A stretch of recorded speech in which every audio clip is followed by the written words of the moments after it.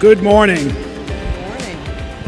It's wonderful to see so many of you attend this wonderful and important topic that we're going to discuss today.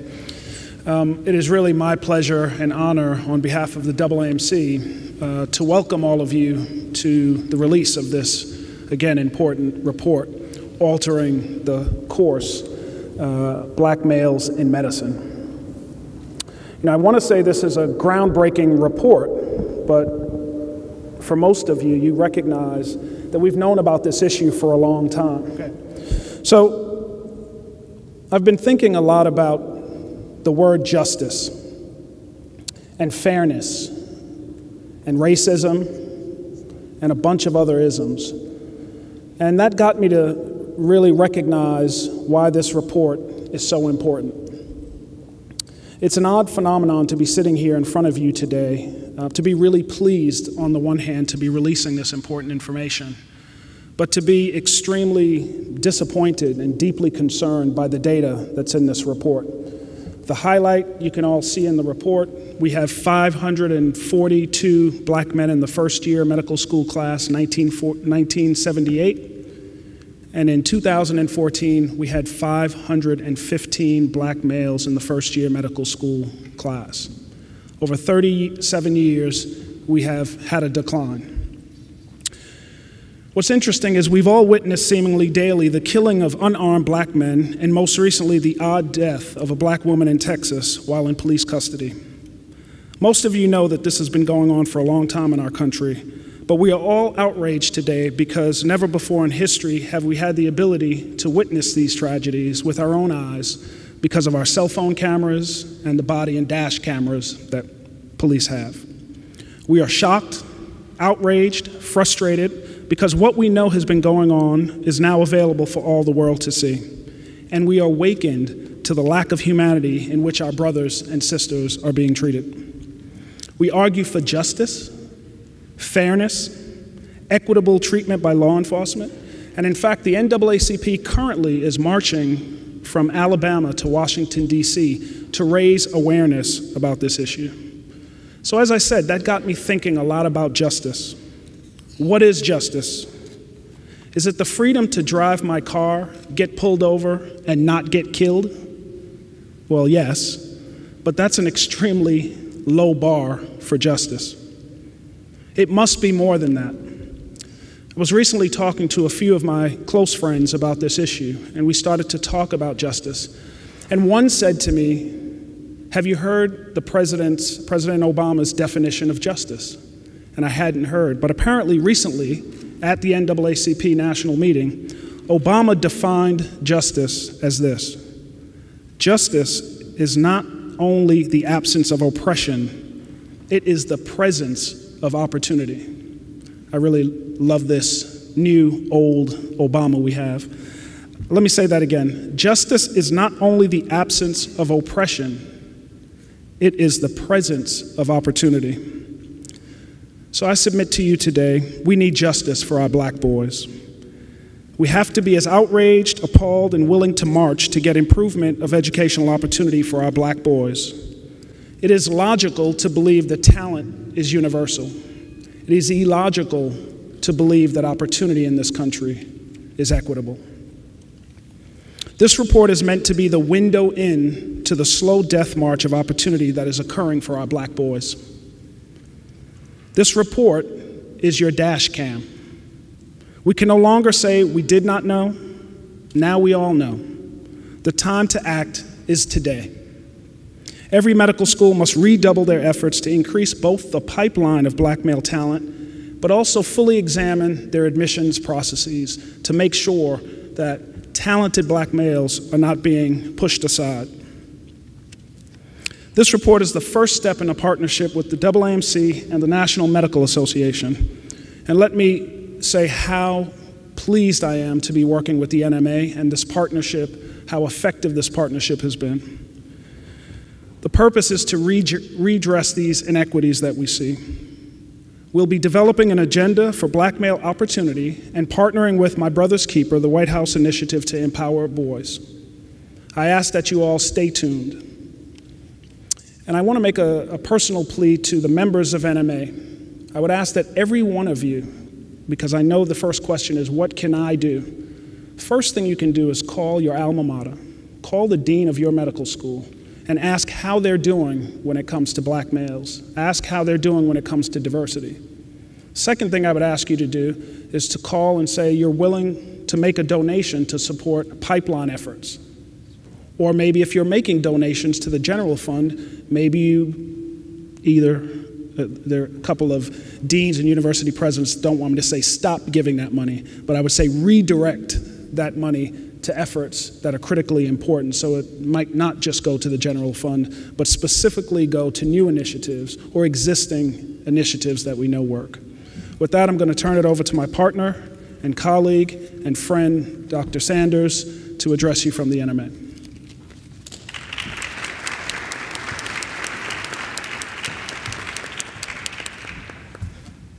Good morning. Good morning. Is this better? Okay. I'm very pleased to stand here in front of you, and I'm very excited about having the AAMC and the National Medical Association working together, as well as all 4 historically black medical schools here together to address this important issue. Before I go too much further, I want to bring some continuity from the NMA side, and I want to introduce our president-elect, who will be installed tomorrow and who will be part of carrying this forward, and that's Dr. Edith Mitchell. And I also want to recognize Dr. Michael Lenore, who's the immediate past president, who sort of guided this forward, gave it to me, and will continue to be engaged. So I wanted to lay out how the NMA is going to approach this. We all work together to assure some continuity of leadership. And now let me get down to what I really want to say to you for a few minutes this morning. Why is this important? You know, this downward trend is alarming because all Americans need access to quality, compassionate, and culturally competent health services. That definition of justice said it's not only oppression, but it's also the absence of oppression, but it's also the presence of opportunity. If people are unhealthy, they cannot take advantage of opportunity. So it is important that together we work hard to assure that every American living in every neighborhood in this country has access to health services to achieve the benefit of better health through better health care with better outcomes. Now, with the implementation of the Affordable Care Act, that becomes more of a possibility than just a concept. And even in the face of more Americans having access to health insurance today than in the last 50 years, political obstacles continue to arise that block the implementation of the Affordable Care Act, and like in my state, Georgia, the full implementation of Medicaid. Now, what I truly believe is that as more Americans get the benefit of better health and better health care, those obstacles will fall to the wayside. Now, what does that mean? Already experts say we need more physicians to care for people because we have more people with health insurance. Now, with that decrease in the number of African American men entering medical school, we not only face or compound the issue of physician shortages, but we compound the issue of the diversity of the workforce. Because African American physicians, many of whom are in this room, who are members of the National Medical Association, care for people who live in neighborhoods all over this country. Many of those neighborhoods suffer from the social challenges, social and economic challenges, poor housing, poor education, and not enough jobs. Our physicians continue to work there. If we don't have enough numbers and the right mix of physicians, not everybody will have access to services. And without access to services, people can't take advantages of opportunity. They can't turn opportunity into reality. So that's why we're here. We're gathered to call immediate action. The NMA is here, the AAMC is here, we have all 4 historically black medical schools here. We want to build a coalition to really reverse this trend and create opportunities for young black boys and girls, but with a special focus on the boys, to achieve and to see science, technology, math, and engineering as real opportunities. Now, with that, I'm going to bring to the podium Mr. Curtis Jackson, who is going to moderate the panel as each of our partners talk about what we want to do going forward and how we're going to keep this going. This is just really part of what we here at the NMA do every day, because we are about advocating for good health for all. So I want to bring Mr. Jackson and we'll go from there. Thank you very much.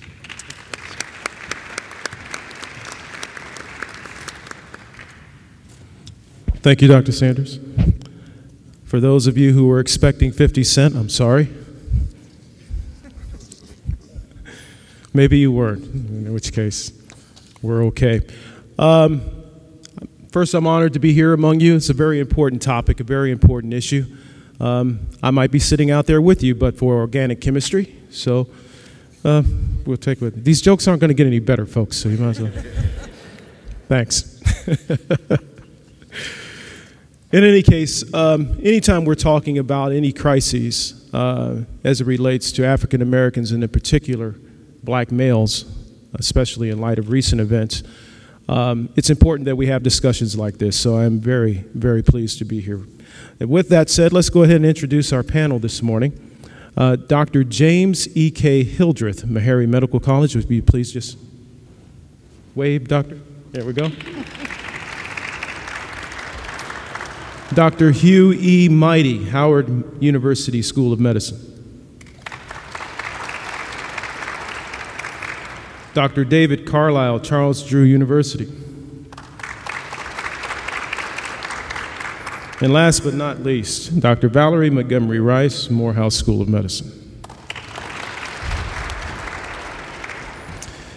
We have several questions that we're going to ask. I'm going to pose, sometimes I'll just pose an individual question or a question to an individual.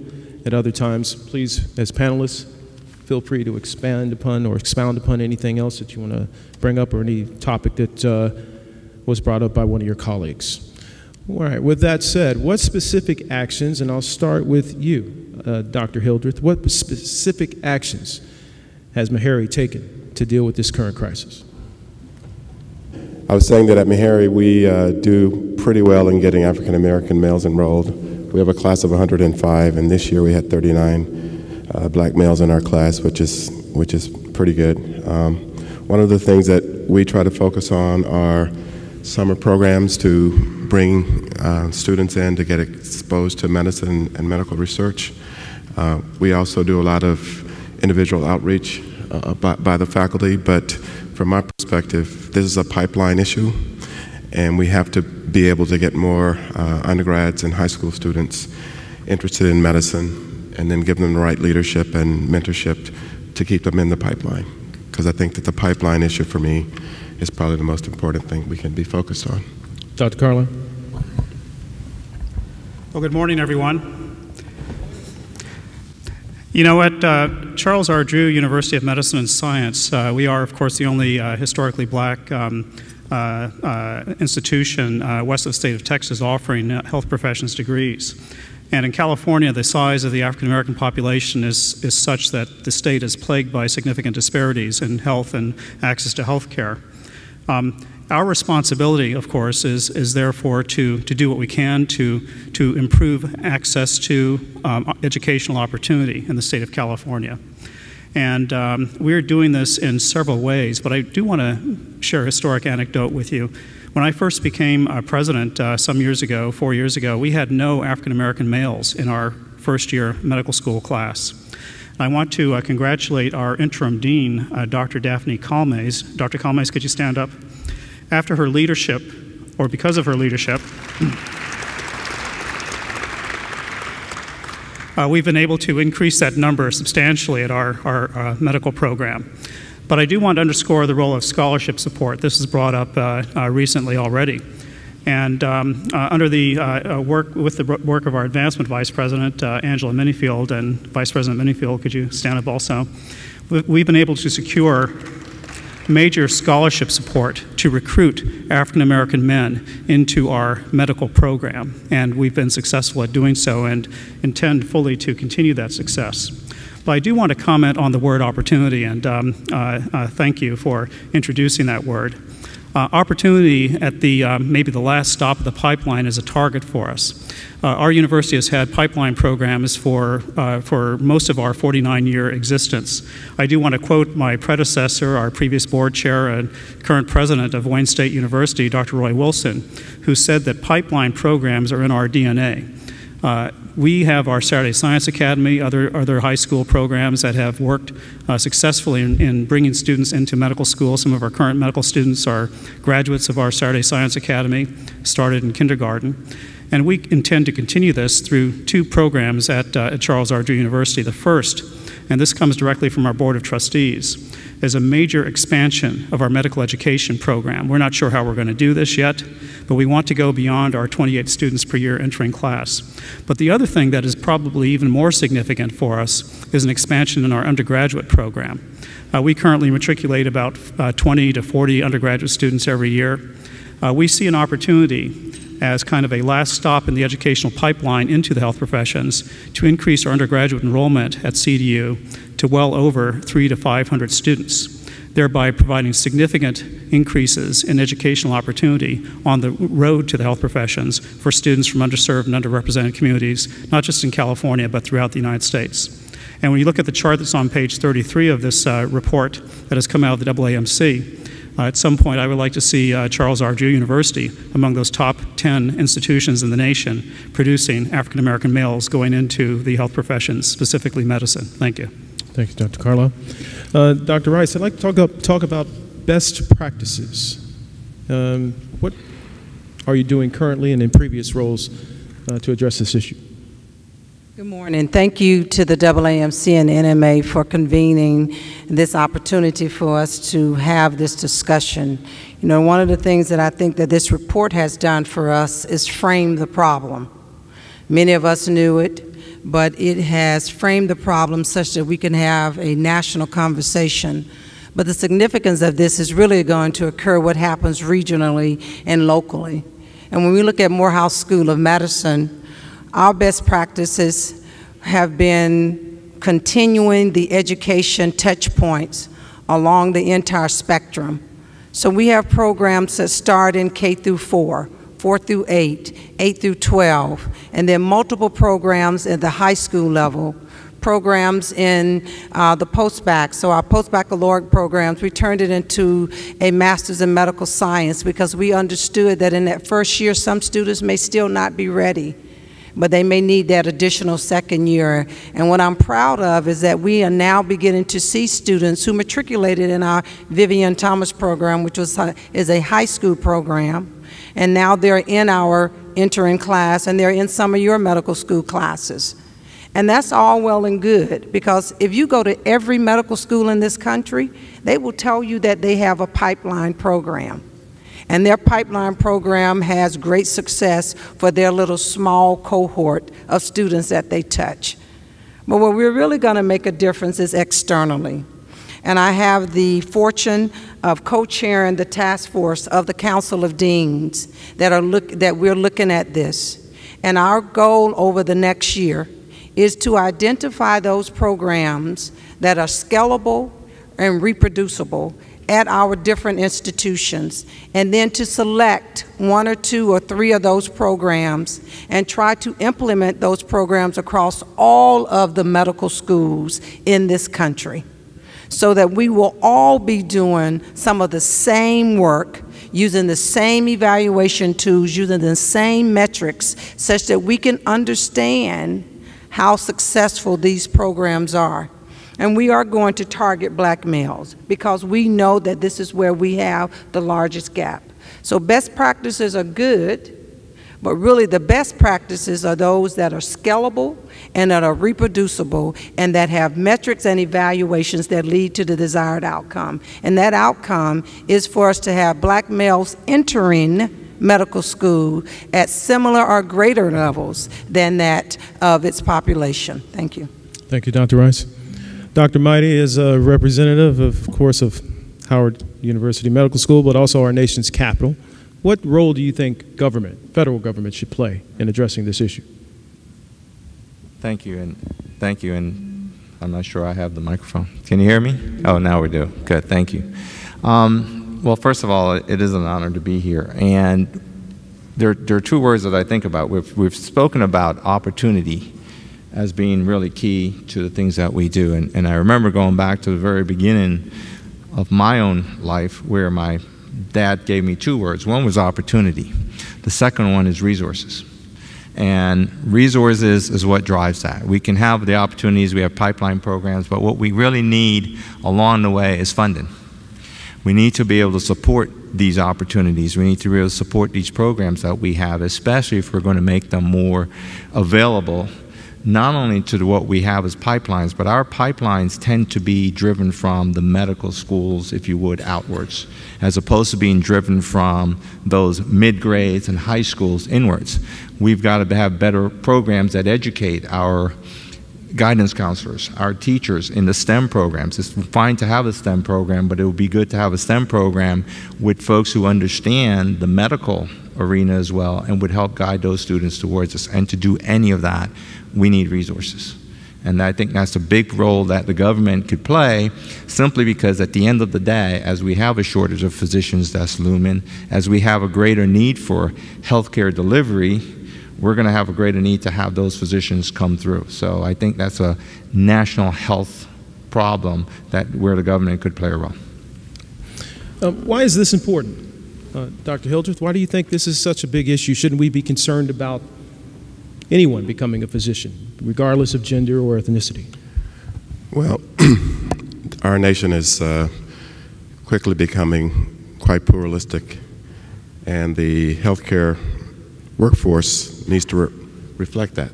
So it's not just an issue for African Americans, it's an issue for the entire nation, because we need to have a workforce that reflects who we are and what we've become. I can just tell you that I have 2 brothers and lots of uncles, and many of them will not go to see a physician unless the physician looks like them, because they feel comfortable sharing their intimate stories about their health and wellness with them. So I think that this is fundamentally important, but I also think that being a physician is one of the greatest things that one can do. It's a privileged occupation, so to speak. I mean, doing it is something that is really amazing, and I think that all of us should have the opportunity to do that. It's just, so to me, it's almost a equal rights issue. And what I'm afraid of, and what I think is a major problem, is that Dr. Rice has talked about making this a scalable program, but it comes down to leadership. If the leaders of the medical schools believe that their rankings are going to be harmed by admitting students they perceive to be less than capable, it's never going to change. So this comes down to a leadership issue. That's what I think. I want to continue with that, Dr. Carlisle. What do you think about that? I mean, if you're talking about a situation where you have medical schools that may not take a chance on a particular student, yet may have the talent and the ability to become a physician, what do you think about that? Well, I'd say, just echoing some of the previous words, this is not necessarily just about professional opportunity. It's not necessarily just about education. It's about health and health care. We're talking about the health of our society, the health of our communities, the health of our nation. And this is an important contributing factor to improving health and eliminating health disparities. That's the bottom line role here. We have to keep our eyes on the prize and make sure that our communities are getting all the access to important health care that they need. And this is just an important ingredient in achieving that access. Please. You said something that's really key to this when you said that, will they be willing to take a chance? in my opinion, admitting black males to medical school is in no way taking a chance, because they're equally capable of being successful as any other person admitted to medical school. But that perception that admitting students who look like me is taking a chance is one of our biggest problems. And oftentimes, the question will be asked, or they will say that we would love to take black students, but we just can't find any who are qualified. Right. And from my own personal point of view, when I was a student at Harvard, I had a white pre-med advisor, and when I gave him my list of medical schools I wanted to apply to, Johns Hopkins was at the very top. He just crossed it out to say, don't waste your money, they don't take black students. But Levi Watkins, who had just become a professor at Johns Hopkins, wrote each of us, all the black students in the country who scored above a certain level on the MCATs, he wrote them a personal letter to say, not only do you deserve to be in medical school, you deserve to be at Johns Hopkins. And I applied, and the rest is history. So I'm just saying that that perception is a misperception, and we have to work to counter that, because there are capable males out there. They just deserve a chance. So it's not taking a chance. No, and I'll please excuse the phrase. But yeah, because I think this is important. Dr. Hildreth talked about leadership. And so what Mark and I did, Mark Neve and I did this year at our spring deans meeting, where we had 101 deans there, we actually presented the data to them. And we shared with them that our so-called objective measure, our own data from our own 141 medical schools, when you look at the MCAT scores of between 27 and 29, there are no differences in 4-year and 5-year graduation rates between MCAT scores of 32 and 35 across whatever level of the GPA that you look at. Now, it is true that underrepresented minorities will be admitted to medical school with MCAT scores that are typically 1 to 2 standard deviations in the 27, 28, 29 range. But their success rate in the right environment is equal or greater to that of majority students. It is about the environment that you create for learning. And what we heard yesterday, what Dr. Roy Wilson talked about, holistic admissions. Holistic admission, the MCAT and the GPA are only 2 points of data, and it does not predict whether or not you're going to be a great physician. So what we really have to do is take this message, not to necessarily this audience. We want you to know, because we want you to be armed with the right information and the right resources when you sit on those admissions committees. But we are dealing with this from the leadership level at the deans and the president with our colleagues and sharing with them the information. And then they have to ask the question and answer it for themselves. What is it that they want diversity to do for them at their institution? This is not just checking off a box. We understand that if you have a diverse workforce, you will better be able to not just eliminate health disparities and provide access, but actually create an advanced health equity. And that's what this is about. This is a bigger picture for the United States and the world. It's not just about letting in students and, of course, giving them a chance. All of us were given a chance. All of us have been given a chance. The question is, are we creating a learning environment that students can have an optimal experience from that chance that they are provided? Dr. Mighty, is the test fair? We've seen some recent revamping of the ACT and SAT. What about the MCAT? MCAT, is it fair? Is it a good measurement, or does it need some enhancement? Again, the MCAT's sort of a standardized test across the board, and to reiterate what my colleagues have said was very important, it's a data point. Fair, unfair, first of all, the new MCATs, we don't know yet much about what it is, but I do know this. If we look at students across the board, again, we set standards, and we may use those standards on U.S. News and World Report to say that we only take kids with MCATs of 30 and above. But in fact, kids with MCATs of 26 do well, and that's the data, and that's pretty much objective data that's held across the board. And so I think that you have to use your other data points, and you have to open your eyes to that opportunity. And again, I would say support the fact that once kids are in, We have to support them to get them out. What is the greatest problem for black males as they apply?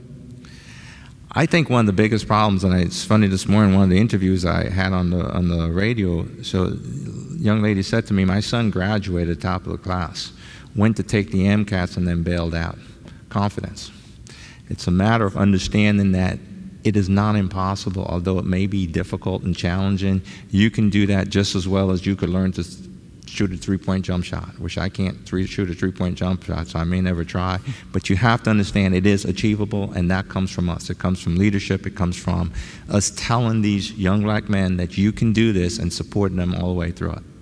And then from a national perspective, we are doing a deep dive into the data about why is it that we're seeing, it looks like that only about 46% of the black males who take the MCAT actually apply to medical school. Now imagine, I've gone through college, I've majored in STEM usually, I've graduated. I took the MCAT and I became less confident that I could be successful. That's where we come in. Because we only have 3,500 black folk who apply to medical school every year. We could call them all up on the phone, okay, seriously. Okay, we only have 3,500. So we can look at this information state by state, and the AAMC has it. We can look at this information. We all get these reports. We know who these people are who apply to our medical school. We have contact information from them.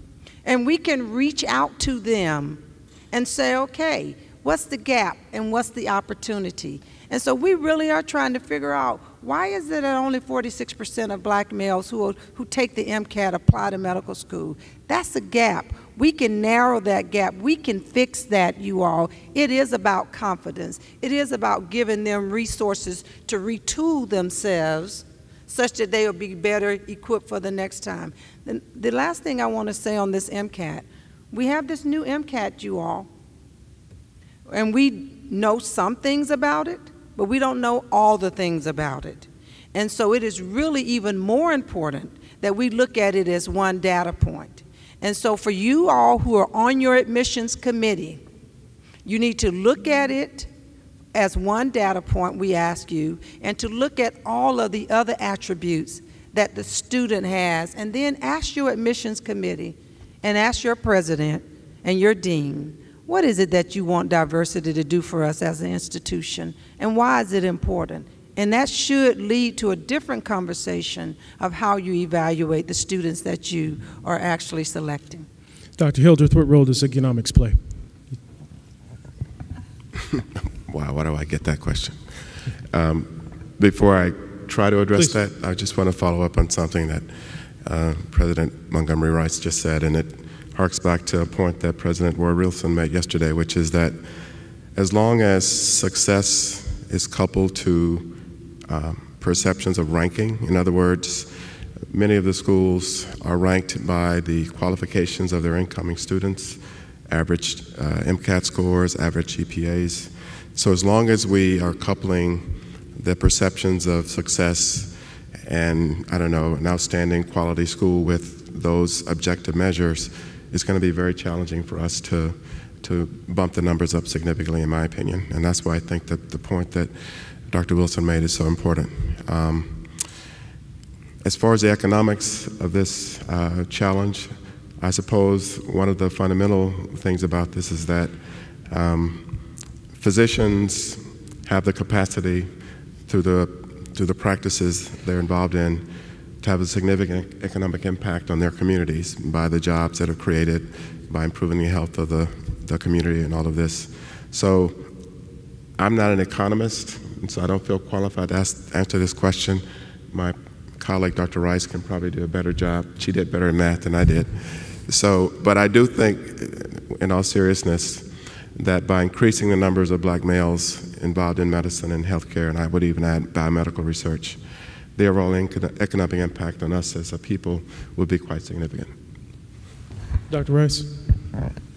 What was the question again? The role of economics. I mean, when we're talking about any African American entering college, too often we're talking about situations where they're coming in not as with as many resources economically as a lot of other students. Is that something that's also kind of spilling over into applying and succeeding in medical school?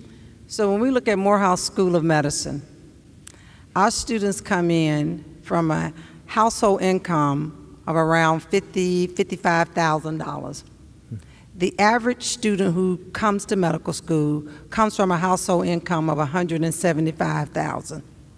So household income of $175,000, you have a lot more resources. First of all, 80% of those kids have probably taken an MCAT prep test, course, right? So they've been prepared to take the MCAT.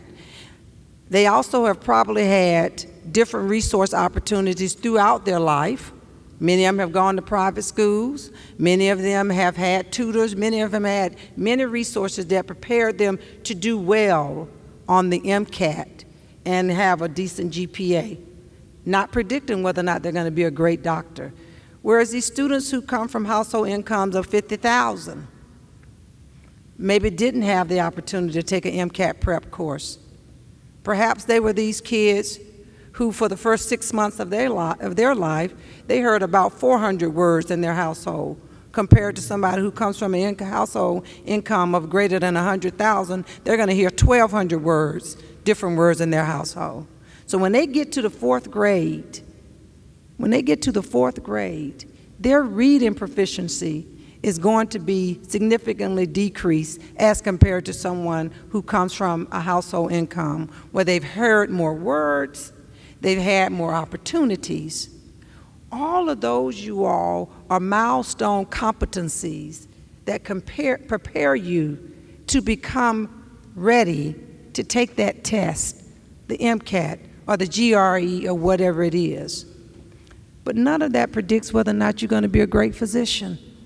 None of that predicts whether or not you're going to be able to look at that patient and say, based on who's sitting in front of me, what's possible?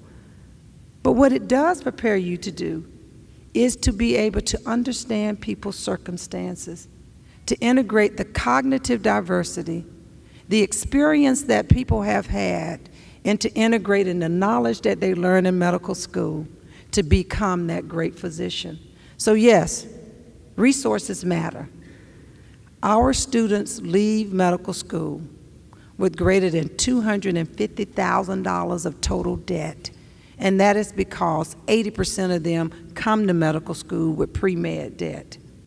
And so now that is trickling down and influencing what specialties they're going to go into. Most students who go to medical school can add. And so when you say to them, I would like for you to go into primary care, and we're going to pay you $140,000, but your income, your debt is $250,000, people are starting to make different choices. So if we really do care and want to give the opportunities for students to live out their passions, we have to increase our scholarships, which all of us are working hard to do. And then we have to look for other institutions who care about creating health equity to help us in decreasing the debt load for these students as they progress. Dr. Mighty, would you like to add anything to that? There's also a secondary to that equation, however. As we come out with more debt, we're also coming out with more opportunities. So if you put on your finance hat, it's not impossible, it just takes longer. And so one of the ways that I think we, again, should look at what's our ultimate goal. I think at the end of the day, our ultimate goal is to address the patient and the community. That's what we're training people. We're training them for pretty much a life of service. And that service can come in multiple ways. And so as we begin to look for scholarship and more ways to do things, I also would like to see us look at these young men and women coming out and talk about that service and talk about giving back to community. And maybe the exchange in scholarship is you get the scholarship and you give some time back for service. It's not a lifetime. It is limited in that sense. But to accomplish our goal, which is to improve the health of those around us, we're going to also have to make sure that these folks who come out and choose, and this goes to what Dr. Rice is saying, is that if you've got a lot of debt, you tend to choose the quickest, fastest path out of it, because that's the generation we're in. It's direct, it's what we have. But we also have to remember we want to make sure we produce individuals who want to give back to that community by entering and serving that community. So I think that's as important as anything else. Dr. Carlisle, what does success look like? When do you think we'll have a hold on this problem? Is there a date-specific time that we should be striving for? What's the end game here? Well, thank you for that question. That was kind of a slow-pitch question, because I would say the time is now. In fact, the time was 20 years ago. The time was 30 years ago. I think what we're witnessing is a failure on the part of medical education broadly to invest in the goal, the ultimate end game of eliminating health disparities by diversifying the health professions. There's a disconnect there. If you look at, I think it's page 12 of the AAMC report, you'll see a timeline graph. And I note that in 1981, the peak of diversity in medical education was the M.D.M.B.A decision. And the fall off that ensued was based on the decrease in affirmative action programs predicated by the M.D.M.B.A decision. Then we had a peak in 1996 or so, and the fall off after that was predicated by Proposition 209 in the state of California, a circuit court decision in the southeastern part of the United States. And I think we all need to be cognizant that this year, just recently, the U.S. Supreme Court has agreed to take on another affirmative action case that could have a major significant effect on diversity within the health profession, specifically medical education, but college enrollment in general. These are major policy issues that the United States is not investing in from a policy standpoint, and the impact is on the health of our communities, which is our bottom line. So I would say the time is now. We should probably all be working to the extent that we can to be submitting briefs, et cetera, to encourage the Supreme Court to take the only appropriate action in rendering its decision next year. Dr. Marty, what do you think about that? You're in Washington. How much of this is simply a fallout from some of these rulings out of the court? Some of that would be difficult to say, but clearly, again, if we stack the line such that it's not clear as to who you can and can't accept into school without so-called breaking the rules, then certainly that's a disadvantage to being able to select a diverse culture. And again, we have to look not only at what the rules would say who gets admitted into school, but we have to look at what the ultimate goal is, which is to have a diverse group of care providers to meet a diverse population, not just the single standards of color or race and those things, but you really have to go to the end point of what we have. So if you get your hands tied such that you cannot clearly distinguish who you should and should not admit, then that becomes a problem. So I think no matter what rulings are, we have to stick to what we know we need to provide, which is care to those who need it. So, you know, those things will be worked out in the courts, but from our perspective, we have to stick to what our ultimate goal is. Dr. Montgomery Rice, does the same downward trend also affect African American females? Is this also a conversation we should be having? If we look at black applicants and matriculants in totality, we see that it is flatline between 1980 and 2014, but the growth that we've seen is in African American females. And so we do see, last year it was about 2,200 African American females to the 1,400 or 1,300 African American males. And what would have happened if we had seen that same increase in African American males? We would be talking about close to 5,000 applicants, and at about a 38 to 40% success rate, we would be having a different conversation, because we would have seen our rates and numbers parallel other underrepresented minorities, with both genders increasing. So no, we're not seeing that same challenge. But again, our focus is to make sure that we reach some level of equity. I do want to say one thing about the rulings and the other things that have come out.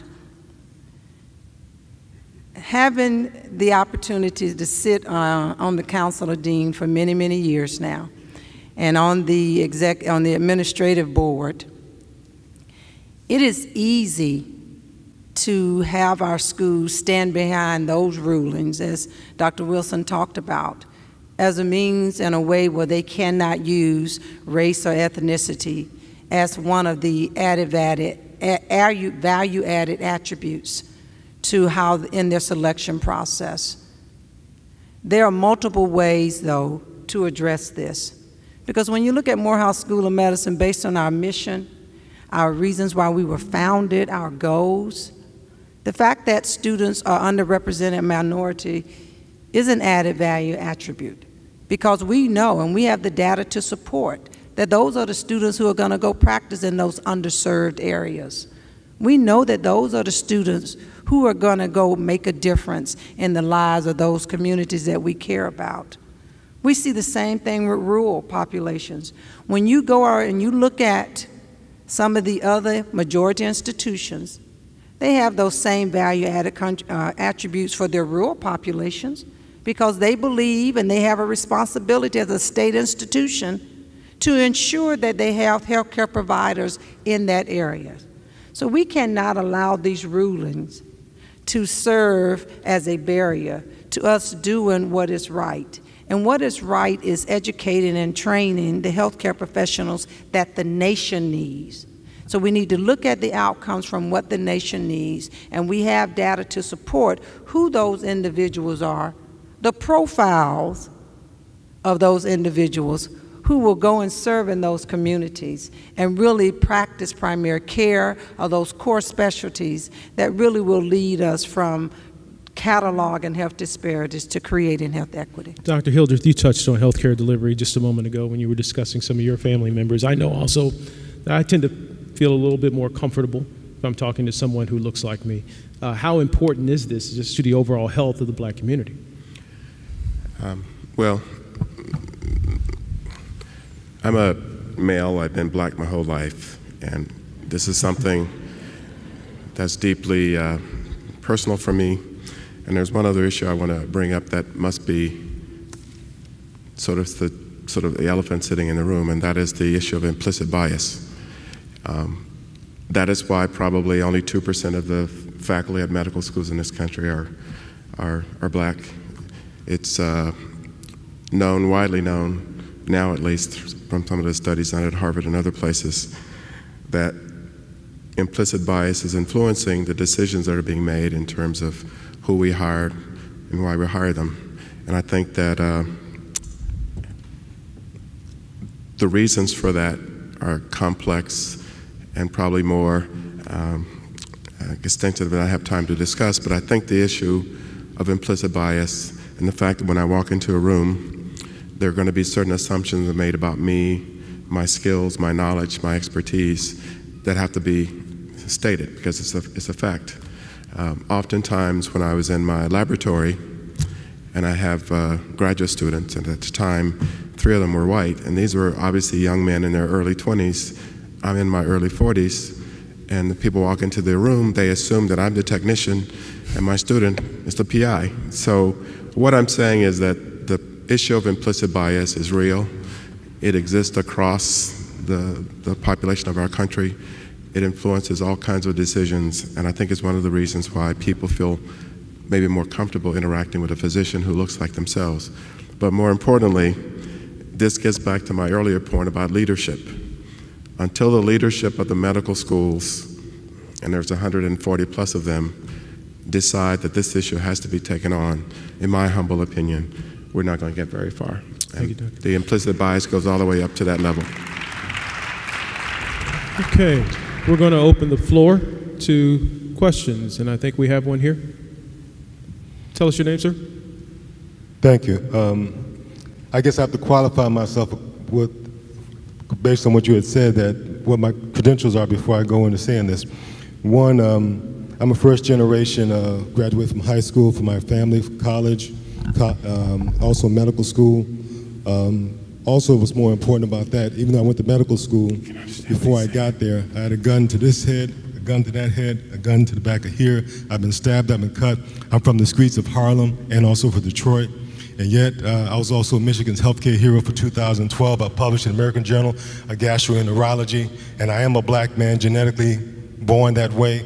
And so therefore I'm going to say this to you, that if we hadn't had the opportunity to somebody look at me holistically, I wouldn't be here. My scores are just average like everybody else, but my contribution in making me the only doctor for the whole city of Benton Harbor, and also the one who has set up Reach Out the Youth Program from 1889 that produced over 5,000 kids to the field of medicine and science, and since African Americans to Howard, to Meharry, and to others. I say this to you, that there's an issue that's being overlooked, and I have some solutions. One, that we're in the anniversary of the Flexion report, where Flexion actually went out in 1905 and started these whole recommendations that have been fulfilled. He shut down 12 of the 14 medical schools. He also increased the number of females in the field of medicine, but he also limited the African American to hygiene or primary care and said that we should not be specialists or surgeons. He also restricted in terms of our pipeline. If we do look at a pipeline, that pipeline would be a 15-year gap, and with you guys disappearing and retiring, there's not going to be anybody there to leave us, to protect us. Your diversion and inclusion means that blacks get divided out and others are included. I'm having some difficulty understanding some of what you're saying. So your question? My question is this, that the solution should be the restricting of CME funding to Americans studying abroad at home, and making sure that we focus on not the non-residents and the non-citizens, but on the African Americans, that we focus on, because the African Americans have disappeared over the last 110 years, that we're on the verge of extinction, and that we need a directed focus on African Americans from a holistic perspective, because if we're at the verge of extinction, something has to be done differently than before. I think we got it. I think we got it. Thank you very much, sir. Any comment?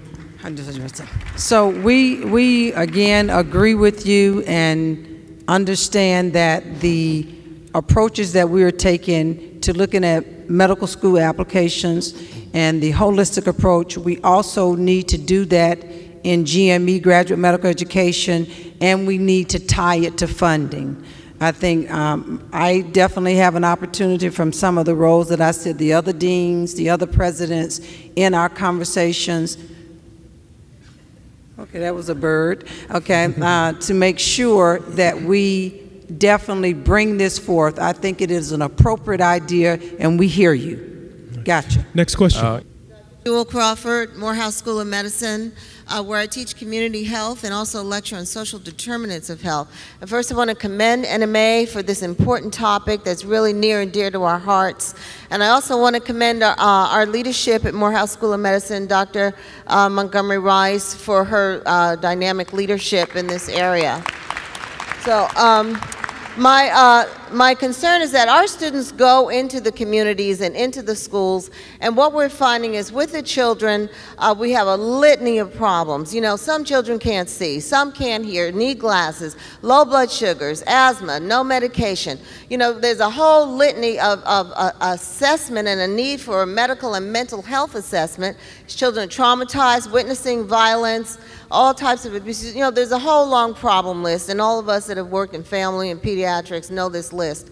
But we've got to make sure that our students have a medical home and have a primary care where they're getting the assessments that they need. And also in the high schools that I worked at in Atlanta Public Schools, one social worker and one psychologist for 5,000 students with all these problems. So we've got some policy issues here, and I think as an organization, and especially on our regional level, that we need to work with the boards of education, make sure we can get our students to get the medical and mental health care that they need. And also, with all that going on, then you have the social promotion going on. You don't have to know the alphabet, you're just on to the next grade. You know, and so the boys act out and and drop out. So my question is, how can we impact educational policy to more positively impact our children so that they can go into the health professions? And also, how can we better on a systematic level get into our schools for more mentorship, more pre-med clubs, you know, the kind of mentorship that many of us had that enabled us to be successful. Okay. So again, these are public policy, public health policy issues, also public education issues, and Dr. Carlisle.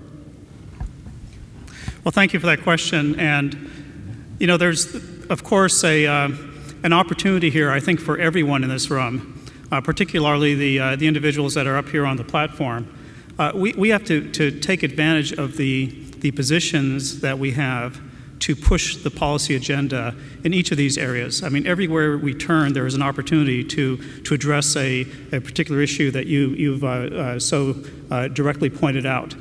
We need to be interacting with our policy leaders, members of Congress, state legislators, et cetera, to continue to move the ball in a positive direction. And that is an important role of everyone in this room, particularly the panelists here. We have to make sure that we are at the forefront of this policy discussion. But we also have to hold policy leaders accountable and make sure that every time they talk about health and health care, they're talking about underserved communities, underrepresented populations, and the issues that plague these communities, particularly disparities in health. This is, in my opinion, perhaps the #1 issue facing the American healthcare system, and we need to make sure that it is front and center in every discussion on health policy. Thank you. The gentleman back here. Yes, thank you very much. I hope I'm alive. Thanks to the panel, I'll be succinct as I can, have a question and a comment. The question, I think, goes to my dear friend and colleague and former Meharry. Sir, if you could pull the microphone just a little closer. It's Dr. Montgomery Rice. That audience that you had at the Council of Deans, where you did such a wonderful job of inculcating them with what they need to do, did that include the members or representatives from the American Board of Medical Specialties? Now, I asked that, and you just a minute ago mentioned GME. I bring that up because that's another roadblock, if you will, in our educational process. You know, I ran an OBGYN program for 17 years in Meharry as chair, and I noted directors have a real challenge because they have this perception, if you don't pass the boards, you can lose your accreditation. So I had many residents who were not taken of color, other places, who came to this program, passed their boards, and did well, which reinforces what you said. There's no determinant. And the same thing is true with subspecialties. Dr. Baker mentioned yesterday in a plenary session that we've got to work at not only just primary care physicians, but also specialists and subspecialists. So my answer is, how do we do to get our residency training programs to be more open, just as the entry into medical school? Thank you, Dr. Foster. So, yes, so we spent the first part of the morning talking about undergraduate medical education, and then we had, in my opinion, a less than optimal panel discussion on GME. And we had some representations from the American Board of Medical Specialties, some GME persons there.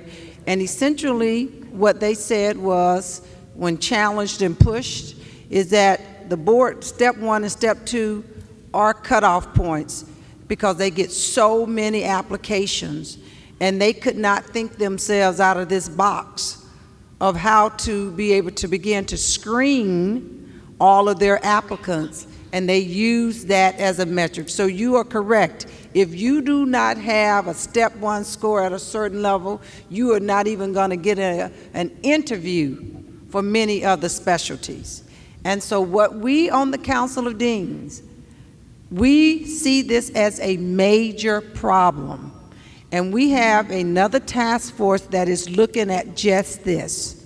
How do we begin to put in processes to evaluate and screen beyond that of the step 1 and step 2? However, remember, these decisions are local decisions, though, because we cannot even get all of our schools of medicine, academic health centers to agree not to participate in U.S. News and Report. Okay, that's just not going to be the case. And when you start to look at what are the metrics that people use to evaluate your rankings, even if a Morehouse or a Howard or a Meharry had 100% pass rate on the board, we took people with step scores, with MCAT scores of all of 31. Our step scores were all 260, 270 above. We doubled our research funding. Because of how the ranking is done, we could still never get in the top 10. You understand that? We could not get in the top 10 because there are different metrics that they look at, etc. So we don't even participate in the U.S. News Report because it does not align with our mission or who we are trying to be and who we are trying to be that for. And so what we have to do is that we have to have and provide resources for these program directors in a systematic way to begin to look and screen these applicants differently. But it takes a lot of time, and we are working on it. We would welcome, Mark and I would welcome opportunities in ways that you have used in your institutions for how you screen or evaluate candidates beyond just those cutoff points, because that would be helpful to us to taking it back to the leadership. Right here. Thank you. Can everybody hear me? I'd like to thank you for the panel this morning. My name is Jan Madison from Gateway Medical Society in Pittsburgh, Pennsylvania. We have a program called Journey to Medicine. Currently, 84 African American males, grades 6 through 12. This year, we will graduate our first class in 2016 to go to college. We would like help with how do we, as the physicians, and we will demand that they remain engaged with our organization throughout their journey to medicine with the goals that they'll come back to Pittsburgh to practice. How can you help us help them make sure they get through the system? Many of them are from the inner city, and many of them need resources. Anyone on the panel? This is an effort to get high school students to get toward medical school. You need some guidance in terms of resources and support for that kind of effort. So one thing I would suggest is that we find or identify a black male physician who's willing to be partnered with each and every one of them, that they would then serve as a resource to ask questions, to get advice, just to talk to from time to time to stay encouraged and motivated. Because there's nothing like having a person who has made it, who looks like you, to keep you inspired and willing to move on. Because getting into medical school is not easy, as you all know, and surviving it is not easy and getting through. But if we have someone we can call on for advice and guidance from time to time, I think that would work very well. That would be one suggestion I would have for you. I don't think that a person necessarily needs to have the same disadvantaged background as the person they're connected to, but there are just some things about surviving this journey that they can help them understand and prepare for. So while it would be nice to have that kind of match, I personally don't think it's necessary. So I don't know if that answers your question or not, but I do think that if you could find a black physician to partner the young men with, that would be extraordinarily helpful for them. I think one of the things I would ask you to do is to come to our booth at Morehouse School of Medicine. We have an entire description of all of our pipeline programs and opportunities that we have in place to sort of seal the leaks, and we can provide you with some well-tested programs, metrics and evaluations that have been successful with students at all stages. I think the most important thing, and Dr. Hildreth talked about this, is mentorship, but the other important thing, you all, is staying engaged and connected with these students. So one of the things that's happening for any student who goes to a pipeline program at Morehouse School of Medicine, whether in the 4th grade or the 12th grade, we are giving them an email for life. An email for life. And with that, we are connecting to them on a monthly, on a quarterly basis, pushing stuff out to them. You took the career assessment form, and you said that you wanted to be an astronaut when you were in the 5th grade. So if you go into the 7th grade, an astronaut would be taking these courses now. Okay, it's a lot of work. We can't do that alone. It would be wonderful if we could all partner together to generate those messages that students would get depending on their stage. But the important thing is that you stay connected with them. Of course, there's parental consent that has to be engaged with this, but we are working on that, and that's one of the things that we think will make a difference. Thank you, Dr. Back here. Okay. While there have been many questions, I'm just going to offer a solution for someone who has, I'm Dr. Linda Walden, President of Georgia State Medical Association. I've worked with mentoring students to get into medical school for the last 10 years.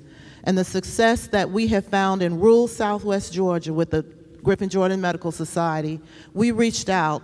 We invited all of the pre-med students from Albany State University to several of our affairs that we had, banquets. They had never seen so many black doctors in one building at one time. It was then that we came up with the idea of mentoring these kids and helping them get into medical school, which we have been successful. We have had 12 students to get into medical school over the last 10 years. And what we do is we allow them to shadow in our practices, to get to know us. We take them out to eat. We let them know what they need to know in terms of studying hard and putting in the time that it takes, that nothing comes easy in life and it's not going to be given to you, being African American. We teach them about the interviewing process. We have workshops. We allow them to participate in summer programs, and we pay for these things. So you want solutions? These are some of the solutions that we as physicians in this building can do to help these kids get into medical school. And we maintain that communication throughout medical school, and they have been successful. Thank you. Thank you. Another question here. Hi, I'm Esther Dyer, President of National Medical Fellowships, and I want to thank the AAMC and all of you on the panel for this very important report, but also to talk a little bit about the fact that all of you have talked about that one of the solutions is scholarships. And that's what National Medical Fellowships is all about. It's about, as are all of these institutions that are represented here, it's about building a pipeline of leadership and making sure that we have the funds to recognize talent early. And I'm really proud that all of our panelists from all of our institutions sitting up there today are National Medical Fellowships alumni. As is the current president of NMA and the last 12. But these programs don't happen without partnerships, and they don't happen without mentors, and I think together we can reach more people. And I want to thank you all very much for this. Thank you. Question over here. John Arredondo, Nashville, Tennessee, longtime member of NMA. I want to know, when will the next step from this report be done? When will we codify the best standards and then hold the funders to funding only those programs that practice one or more of the best standards, encourage all the programs to do that? When will our 4 HBCU medical schools agree to adopt a couple of dozen HBCUs who are trying to put together pipelines and help them put together better pipelines? And when will these same 4 represented schools here on the dais partner with 4 times that many high schools and middle schools and grade schools, one of the best practices, so that in short order we can have 100 HBCUs participating in the baccalaureate pipeline and 1,000 or more high schools and even more junior high and lower grade schools. You heard Dr. Montgomery Rice lay it out, so that we can deal with this numbers matter. That's why we're here. So a timeline. The numbers are lower than they should be in a particular demographic, and we can do something about the numbers if we look at it as a number matter. The problem is being solved, just not broadly enough. So a timeline? Let me give you ladies first. So let me help with something here. So there's multiple approach. One of the things is we are finalizing a joint statement that our teams have been working on with us. And we are committed to working collaboratively to forge a game plan for how we can leverage the resources that we currently have at our individual institution, look at that evaluation of our programs and talk about, are they scalable? But I don't want us to just be dependent upon us. You all, we cannot do this alone. There are 1,000 black students who apply to medical school every year who have MCAT scores in the 27 to 29 range who do not get into medical school. And so therefore it is a requirement that our majority schools are stepping up. We could double the number almost of black men in the next 2 years if people would have a more holistic approach to their admissions process. So we got to push from that perspective. Dr. Hildreth? I was gonna make the point that my colleague just made, that even if all 4 of our schools doubled or even tripled the number of students we trained, that wouldn't move the dial very much. Until the majority schools step up to the plate and do their part. I mean, let's face it, most of the majority medical schools are located in urban settings with large numbers of minority students living in the neighborhoods. And quite frankly, if they would just do their part by reaching out to those communities in which they're situated, this could change fairly quickly. But again, I'm sorry, I'm getting a little emotional here. Until black males, of whom I'm one, are not demonized and assumptions are made about us for all the wrong reasons, this is not going to change very much, okay? Okay? So it all comes back to the leadership in academic medicine making a decision that this is important and that it's going to change, okay? That's what this really comes down to, because these 4 schools, we're doing our part. That's not the issue, and we're going to keep doing our part. What we have to do is to work with the majority schools to have them do their part. Another question back, someone else? Right here? Any other questions? Gentlemen, you have a question. Can we get the gentleman the mic back here, please? I'm Deshaun Hickman. I'm a 5th-year M.D. PH.D. student at Case Western Reserve University. I'm also the chair of the board of directors of the Student National Medical Association. And of course, we want to thank you all for everything you've been speaking about. This speaks dearly to the mission of the Student National Medical Association to increase the pipeline of underrepresented minorities entering medical school and, of course, retaining them. I think that a lot of the predominantly white institutions think that they are working to increase black males in medicine, and I can talk a little bit about a loophole that I think that my school has, where they are increasing the number of black males that they are accepting, but they seem to be accepting the same pool that a lot of the other medical schools are accepting, and so then a lot of these students don't attend the schools because they end up going to a lot of the other schools. So there's a small pool of black males that are accepted into lots of schools. And so these students don't make up, they aren't a lot of students. So I wonder how we can get a lot of these schools to increase the number of students, increase the pool that they are accepting. And these schools see that as a burden not to them. They think they're doing their part in accepting lots of black males.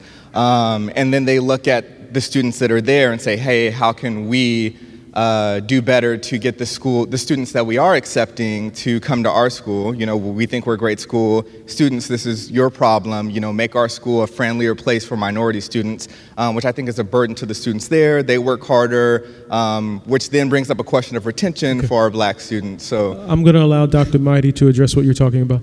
So we need to be able to look at 2 things. Number one is that the majority schools still compete, and they still compete on the U.S. News and World Reports. I mean, it is a number, so they set a number and they set a cutoff. The real issue is to go back to what we've said before, is that statistically, if you can take folks with lower MCAT scores, they can still be successful. And so to get that ratio, to look at the pool and broaden the pool, is going to take that step to say that what defines success and who will be successful in the medical school program, you've got to broaden the pool. If not, we're always going for the 3 or 4 or 5 repeaters, as you would say, that get accepted to multiple schools because they have a cutoff. But we never look at the numbers that are below that cutoff. So for the first step and the simplest step is broaden the pool. We have about 8 more minutes left, so I'm going to remind you to please make sure that we get directly to the question as quick as possible. Back here? While they are assembling themselves to ask the next question, let me also comment on, I want you all to remember that in 2014, there were only 1,337 black men who even applied to medical school. So we're talking about a pipeline issue. Now, we had close to 2,800 maybe who took the MCAT though. So what we have to do is some things before they even get to the application process, because we only had 1,300 that were in the game. And if we accepted all of them, we would only have 1,300 more people, black males, in medical school. Does that make sense? So we got an issue that's further down the pipe, downstream. We got to get these students to graduate from high school, go to college, be prepared in college, graduate from college, take the MCAT, and then apply to medical school. So we got to increase those gaps. We got to fill those holes in addition to broadening the pool and looking at the applicants who are 27 to 28. Because even if you look at all of them, it was 1,300. Well, thank you very much. This is an important conversation. Please feel free to continue this conversation with the panel. We're going to wrap things up now, but again, a very important discussion. All of us need to do our part. I know I've already talked to my 11-year-old son about thinking about a career in medicine in light of all of this. So thank you very, very much.